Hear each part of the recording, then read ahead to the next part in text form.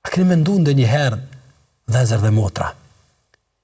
Imagjinoni sa interesante është çështja e bërthamës së familjes, se është burri dhe gruaja. Deri dje, një njeri nuk e ke njoft fare. As nuk e ke ditë që ekziston. As nuk e ndo asgjë me ta, as ke pas përbashkët kur gjë me ta. Vjen një moment ku ky njeri, pra këta dy njerëz, kalojnë nëpër një filter, kalojnë nëpër një proces. Ai është procesi i niqahit, i kurorëzimit, i cili bëhet në bazë të rregullave dhe dispozitave të Allahut subhanahu wa taala. Dhe ata dy njerëz bëhen burr dhe grua mes veti.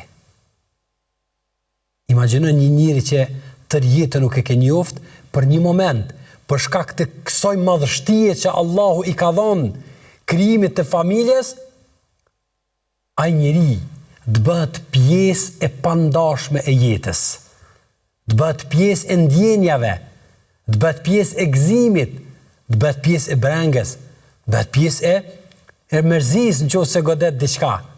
Por i te kalon të gjitha raportet tjera ndërnjerëzore. A nuk është mrekullia?